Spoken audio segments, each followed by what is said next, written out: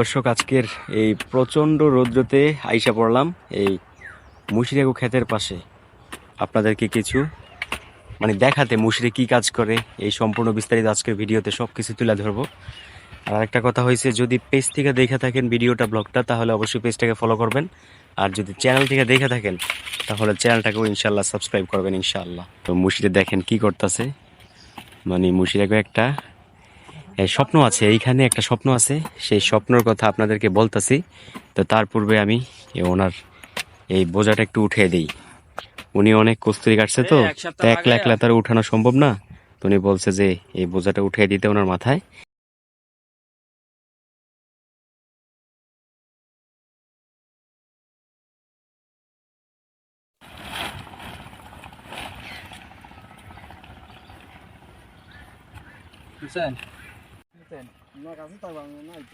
আবার আইবেন?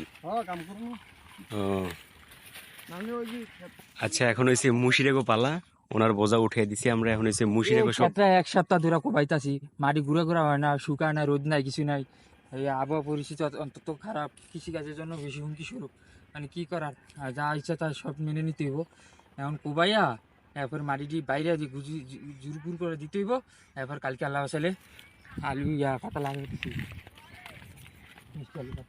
আচ্ছা দর্শক, আমি একটু বুঝিয়ে বলি আপনাদের, ঠিক আছে? সবাই দোয়া করবেন যদি মিষ্টি আলু ফলন ভালো হয়, যেন আমরা সবাই ফ্রাই করে খেতে পারি। ওই যে ওইখানে একটা জায়গা আছে, এই পুরোটা জায়গা এটা অন্য মানুষের জায়গা আর কি। তো মুশিররা এখান থেকে লিজ নিছে, লিজ বলতে 1 বছরের চুক্তি হিসাবে কিছু টাকা দিয়ে দিছে। তো এই জায়গাটা নিছে আর কি। এইখানে ধরেন, এইখানে লাল শাক, তারপর বিভিন্ন মূলার শাক, এইগুলো আর কি বাইনিব আর কি। আর ওইখানে হইছে শুধু লাল শাক। আমি দেখা মনে পড়ে, তারপর একটু জুম করে দেখাই দিই। এই যে এখানে শুধু লাল শাক করছে আর চাষ করছে। কি নাজির, কই যাস? বিকালে কি হইব? কালকে আমার থিয়া পড়লি, আমি নাই, আমি তোরা মনে হয় এই যে গো জান্নাত থাকো বিরাটের একদিন আইসত, আমি বার হয়ে গেছি, আমি দৌড়ে আইসি এদি, তোরা বার হয়ে গেছত।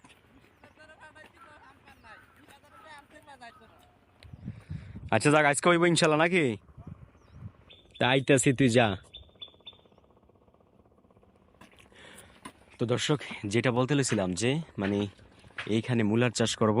আর হইছে এই যে এই বেগুন গাছ লাগাতে না, চারপাশে বেগুন গাছ। হ্যাঁ, চারিদিক দিয়ে বেগুন গাছ লাগামু, ধনিয়া লাগামু। হ্যাঁ, ফাঁকে ফাঁকে যদি পারি ডাটা শাক বানিয়ে দিব, আলু পাতা ফাঁকে ফাঁকে, বুঝছেন? কথা কইতে খুব কষ্ট হইতেছে। লাগে উড়ান শেষিলে আগামী মৌসুমে জনসার উড়াই দিব। বৃষ্টির দিন আইতাছে, গোসো মাসে সব লাগে তুমি। বুঝছি বসে কিন্তু দুষ্টামি করে কথা বলতেছে। ছাগলে খেয়াল দিকা, ও আবার জাল দিয়ে বেড়াও দিয়ে দিছে। এই যে ছাগলে খেয়ে ফেলে, তো যার কারণে জাল দিয়ে বেড়া দিয়েছে। তারপর এখন তো পুরোটা দেওয়া হয় নাই। তারপরে এই যে সময় বীজ রোপণ করব, এখন তো মাত্র তো সবে মাত্র কোপাইতেছে। যে সময় বীজ রোপণ করবো ওই সময় আবার সম্পূর্ণ বেড়া দিয়ে দিব। আর তো দর্শক, এই জিনিসটাই সুন্দর যে এই জিনিসটাই সুন্দর যে এই জিনিসটাই সুন্দর যে কথা শোনেন। কি কথা আবার? কি ফোজা উঠে দেওয়া লাগবো? না না, ফোজা উঠে দেওয়া লাগবে না। তাই কি? পরশুদিন একটা ঘটনা। কের ঘটনা আবার? আমার খালতো ভাইয়ের। কোন খালাতো ভাই? এই যে সবসময় যে হুজুর আইয়ে, হ্যাঁ। আচ্ছা, কি হইছে? হ্যাঁ, তারা ডাকাইতে যাচ্ছে। ঢাকাইতে যাচ্ছে? হ্যাঁ, ঢাকা মাদ্রাসা থেকে বার হইছে। তো হ্যাঁ না, দি আয়া পরে মাদ্রাসা আবার কবে ভর্তি হইলো? হ্যাঁ, মাদ্রাসা ভর্তি হইছে তো পরে এক ঘন্টা নিয়ে আইএজি বাইক। হ্যাঁ, এদিক থেকে দিয়ে বেড়াইতে। হ্যাঁ, আইতা হারে করতে ডাকাইতে দইরা গাড়ি বইরা কি জানি দিয়া গাড়িত ভরে লয়ে গেছে ডাকাইতে। এমনি এমনি হ্যাঁ ক্ষতিমতি করছে নি? হেরা অজ্ঞানের মতন বানায়া, হ্যাঁ, ট্যাক্সি পাত, হ্যাঁ, ইয়া হারে মাইরা, হ্যাঁ, আদা মরার মতন বানালে সরকার কোন রকম খালি মনে করেন দরকার আছে। এই যে কি জানি, হ্যাঁ ওর নাম কি জানি? সম্রাটে। হ্যাঁ, আলাদা পাচ্ছে, বুঝলেন? হ্যাঁ, মাইরা ইয়া মোবাইলে রাখিয়ে দিছে, সিমটা দিয়ে দিছে। হ্যাঁ, আর কইছে 1.5 লাখ টাকা হারাই, নাইলে ছাড়তো না। তারপরে অনেক ছাড়া নাই অন্তত? পরে 10 লাখ টাকা দিছার পরে কান্দা কইছে আমরা গরিব থেকে 10 লাখ টাকা দিছার পরে ছাড়ছে। তোর এমন রাশিকা কিছুদিন আগে না সবার মোবাইল নিয়ে গেল। হ্যাঁ, আর 3 আরে ভালো মানুষটি ভালো মানুষ মনে হয় না নাজির, মনে হয় মানুষটা মনে হয় ভালোই হয়। হ্যাঁ এ লিগে ভালো মানুষের কোফালি এমন লড়া দশা। এই নাজিরের এই যে ওই যে একটা খালাতো ভাই আয় না, হ্যাঁ ওই যে সম্রাট লম্বা করে, হুজুর হয় এমন দেহ এমন লম্বা। সুন্দর গজল গায়, আমাদের মসজিদে আজান দেয়, এই জামাতে নামাজ সুন্দর করে পড়া, আবার ওয়াজ করে হ্যাঁ স্পেশাল। ওরা আবার ভবিষ্যতে ভালো হোক। মানে কি সমস্যা হয়েছে তার? ওরা আবারও মোবাইল লিয়ে গেছে গা। মোবাইল কিছুদিন আগে মতলব আইছিল, দুঃখিত। মতলব তো আইসারি ওদিকেও চুরি করছে মোবাইল, ওর থেকে বকুদে লয়ে গেছে। আবার আবার এই ডাকাইতেরা ধইরা আবারও লইয়া গেছে। ওর মাইরা মইরা মোবাইল টোবাইল নিয়ে মুক্তিফোন সহ নিছে। যাক নাজির খুব দুঃখ পাইলাম কথাটা হইন না, অনেকে ফোজা উঠাইতে লাগবো।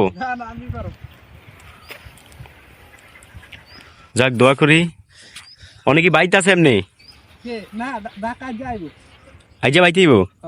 আরে অনেক মারছে মনে কেন তো বাইতেইব। ঠিক আছে নাজির, অনেক কষ্ট পাইলাম, দুঃখ পাইলাম।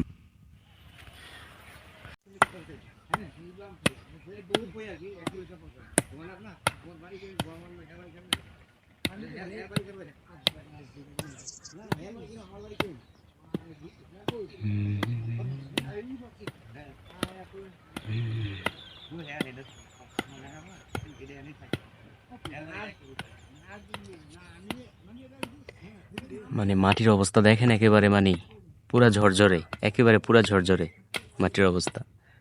মানে মাটিটা অনেক সুন্দর। ওরা কি করছে, মানে একেবারে বেশি করে কোবাই নিছে। তো বেশি করে কোবানোর ফলে মানে এই মাটিটা একেবারে ঝরঝরা হয়ে গেছে।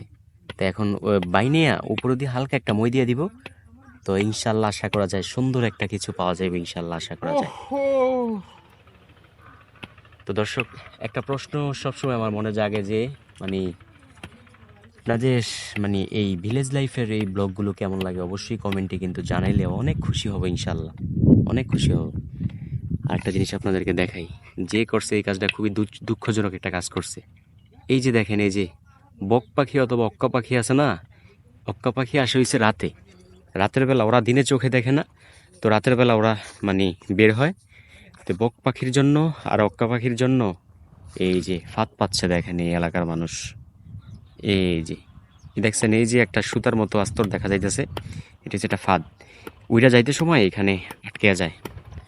তো কাজটা অনেক খারাপ করছে, তারপর কিছু তো বলা যায় না, সম্ভবত এইবারের মানুষ সম্ভবত।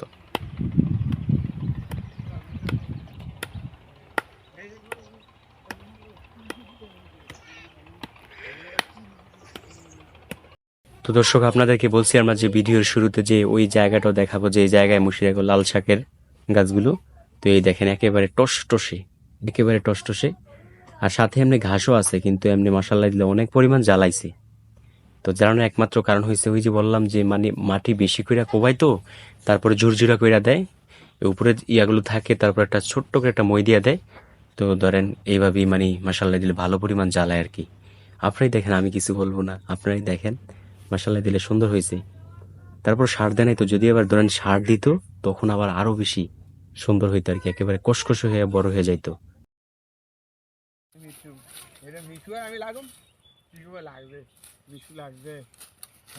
ওর নাম কি মিশু নাকি মশিউর? এটা কি আন্নে খাবেন ওকে খেত? মানে কি কুস্তি কাটতাম না আনার থেকে ফোয়ার কস্তুরি নিতারম নি? নিতারম নি ফোয়ার কস্তুরি? কোন ফটো রেডি? ওই যে ওইদিকে আন্না কাটলেন এখান থেকে এক ফোঁটা নিতারম নি? এক ফোঁটা নিতে আমি তো খাওয়াই করি নে, এক ফোঁটা নিয়ে নি আন্না খাওয়াইবেন? না কই এক ফোঁটা দিব না নিলেন নি, আমি তো খাওয়াই তো, আমি তো আমার তো গরু আছে না। আচ্ছা, তো একটু পরে এক ফোঁটা নিমু, মানে বেশি বড় না, মানে ওই ছোট্ট ছোট্ট আমি আর কত বড় ফোঁজা লম এটা তো জানেনি। তুই নে